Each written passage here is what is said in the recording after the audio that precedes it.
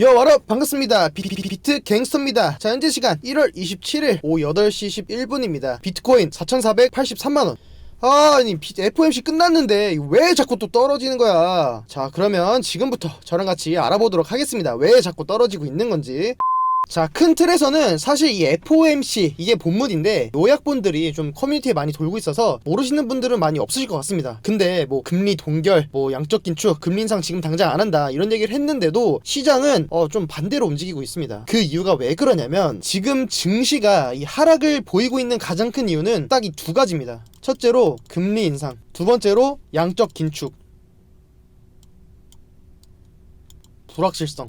사실 이게 가장 큰 요인으로 작용을 하고 있습니다. 불확실성. 사실 이번 1월 FOMC를 통해서 우리가 얻어간 게 많이 없지 않나 이런 생각이 들고 있고, 이런 불확실성은 이 투자 시장에는 정말 큰 악재로 작용을 합니다.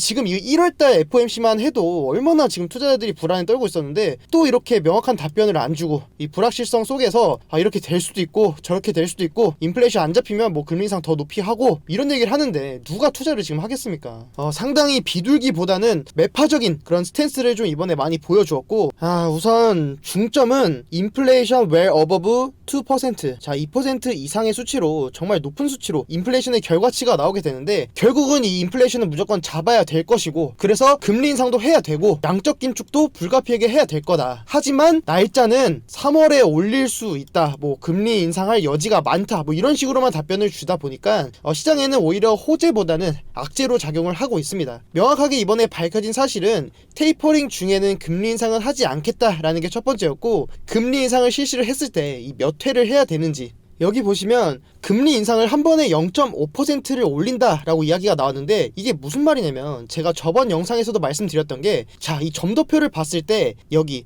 0.75%에서 1% 수준의 많은 수치가 보여지고 있다 보니까 3회에서 4회, 3회에서 4회 정도의 금리 인상이 있을 거다. 그 이유가 뭐냐면 보통 이 금리 인상을 하게 되면 1회에 0.25%까지 올릴 수 있는 수치가 있습니다. 하지만 0.5%를 한 번에 올린다라는 발언을 하면서 Q&A 시간에 0.5%를 한 번에 올릴 수도 있지 않냐라는 질문에, 초반에 금리를 50bp를 인상한다고 하면 인플레이션 기대치는 낮추는 반사효과를 가져오면서 당장은 다소 힘들 수도 있어도 이 미래에는 더 괜찮다라는 입장을 표명을 했기 때문에 한 번에 0.25%가 아니라 0.5%를 올릴 수 있다라는 이 가능성도 열어두어야 되고, 자, 그리고 이 파월이 두 번의 미팅 후에 자세한 금리 인상에 대한 결정을 알려주겠다라고 얘기를 밝혔었습니다. 그럼 뭡니까? 앞으로 남은 이 FOMC 미팅을 보면은 1월달은 끝났고 2월달은 없습니다. 3월, 5월 이렇게 FOMC가 예정이 되어 있는데, 그럼 두 번의 미팅 후에 금리 인상을 결정한다고 하면 3월, 5월, 그럼 6월에 한다는 건가? 자, 보십시오. 이게 지금 가장 큰 문제입니다. 명확한 답변을 주지 않다 보니까 이 많은 전문가들이 추측을 하기 시작했고, 그 추측을 통해서 불안에 떨면서 지금 시장이 명확하게 방향성이 잡히지 않다 보니까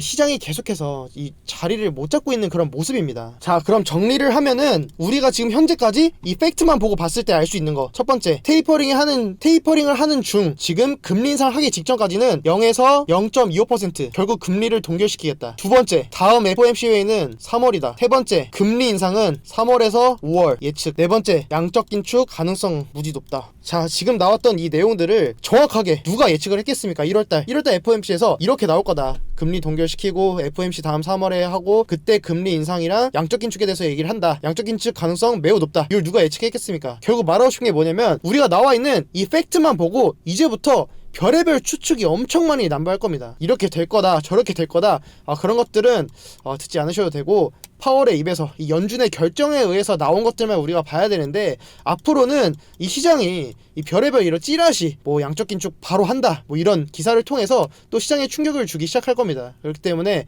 우리 지금 구독자분들께서는 절대 그런 거에 흔들리지 마시고, 결과적으로 나와 있는 팩트는 이거다.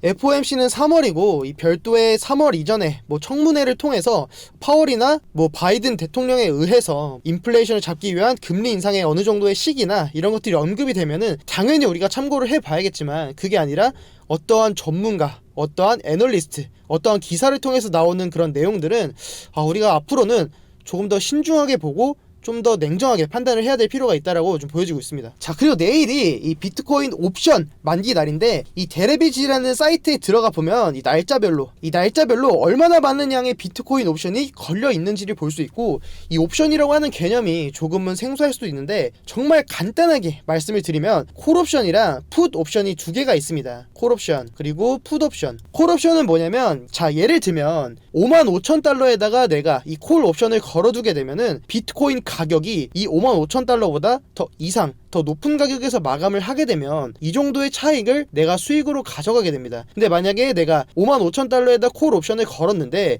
비트코인 가격이 55,000달러보다 더 낮은 가격에서 마감을 한다라고 하면 그냥 이 옵션은 청산이 되게 됩니다. 그리고 이 옵션이라고 하는 것 자체가 이 개인 투자자들보다는 금액적으로도 높은 비중을 차지하는 뭐 기관이나 큰 세력들에 의해서 거래가 형성되기 때문에 이 그들의 싸움에 의해서 가격의 변동성이 나오게 되는 거지, 무조건 뭐 일로 간다 이렇게 단정 지을 수는 없습니다. 그리고 지금 보이시는 데리빗 사이트에 보면은, 자, 1월 28일날 가장 이 맥스 페인 프라이스라고 나와 있는데 42,000달러입니다. 이게 뭔 말이냐면 이 가격에서 비트코인 가격이 종가를 마감하게 되면 정말 많은 금액의 청산이 일어난다라는 말인데, 그 말은 결국 가격이 여기에서 멈춰주기만 한다면 맥스 페인 프라이스, 정말 많은 사람들의 돈을 잃는다고 하는데, 그렇다면 이 누군가가 피해를 본다고 하면 이 기관이나 이 세력들이 봤을 때 여기에 가격을 올려놓으려고 하겠죠. 근데 이것도 세력이라는 사람의 의도대로 움직인다면 그들은 얼마나 좋겠고 항상 그들은 돈을 벌겠습니까? 항상 그래왔지만 이 맥스 페인이라고 써있는 이 가격대에서 멈추는 걸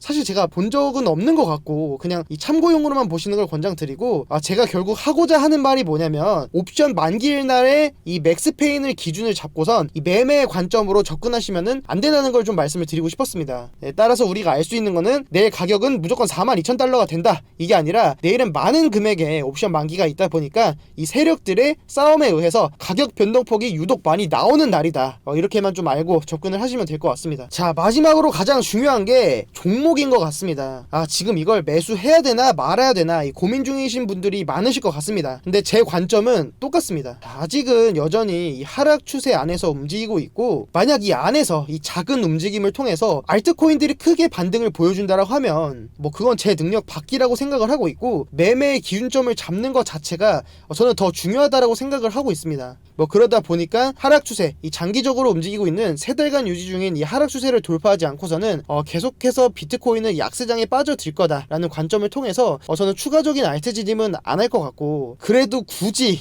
너무 답답해서 이 종목을 좀 진입을 해야 된다라고 하시는 분들은 저는 지금 같은 장에서는 메이저나 준메이저 이런 거를 모아간다라는 개념보다는 시가총액이 비교적 낮은 코인들을 매수해서 가져가는 걸 추천을 드립니다. 지금도 전체적인 이 알트코인들 분위기를 봤을 때나 이거 메이저나 준메이저 코인들 비교적 시가총액이 뭐 높은 뭐 체인링크나 이더리움 뭐 이런 스텔라 루멘 뭐 이런 식으로 시가총액이 비교적 좀 높은 코인들은 상승분을 못 받고 있는 게 사실입니다. 이게 왜 그러냐면, 자, 테더 도미넌스를 봤을 때 지금 테더 도미넌스가 높다라는 것은 매수를 해서 종목을 가져가기보다는 현금을 보유하겠다라는 성질을 보여주는 그런 차트입니다. 비트코인의 움직임과 반대로 움직이는 차트이고, 자, 이걸 봐도 지금 여기가 지금 4월에서 5월 그때의 하락장 수치만큼 지금 테더 도미넌스가 동일하게 지금 상승 중에 있습니다. 이렇게 계속 도미넌스가 쌓이고 있다라는 것은 이 정작 이 테더가 매수세로 유입이 되고 있지 않다라는 거고, 뭐 사실 저도 정말 2022년은 다시는 안 올 수도 있는 그런 마지막 기회가 될 수 있다는 그런 생각을 좀 막연하게 하고 있습니다. 다 똑같겠죠. 가격이 떨어지면 떨어질수록 최대한 저점에서 이번에는 나도 비트코인 이더리움 한번 사보자 이런 마음에서 저점에서 매수하겠다라는 그런 욕심에 사실 실제로 지금 매수세가 크게 안 들어오고 있는 게 사실입니다. 물론 추세적인 면에서도 하락 국면에 있다 보니까 쉽게 매수를 못하는 것도 사실이고, 그렇기 때문에 이 정말 낮은 금액으로 가격대를 올릴 수 있는 그런 코인들, 시가총액이 비교적 낮은 뭐 잡코인들, 현재 업비트만 봤을 때는 NFT, 뭐 김치코인, 뭐 잡코인들이 현재 상승분을 보여주고 있는데, 굳이 지금 매수를 잡아간다라고 하면 저는 메이저나 준메이저보다는 뭐 NFT나 김치, 뭐 잡코인 이런 코인들을 잡아가는 걸 추천을 좀 드리겠습니다. 혹시라도 지금 종목에 진입하신 분들이 있다라고 하면은 한 가지 말씀드리고 싶은 게, 버티는 건 상승장에서 하는 거고 지금 같은 이런 하락장, 약세장에서는 필히 손절가를 잡아두고 종목에 진입하는 거를 다시 한번 이렇게 좀 강조를 드리면서 오늘 영상은 여기서 마치도록 하겠습니다. 오늘도 제 영상 시청해주셔서 정말 감사드리고, 혹시라도 영상이 좀 도움이 되셨다면 좋아요랑 구독도 눌러주시면 제가 또 힘내서 더 좋은 영상으로 내일 또 찾아뵙도록 하겠습니다. 오늘 하루도 정말 고생 많으셨고 좋은 밤 되시길 바라겠습니다. 지금까지 비트갱스터였습니다. 감사합니다.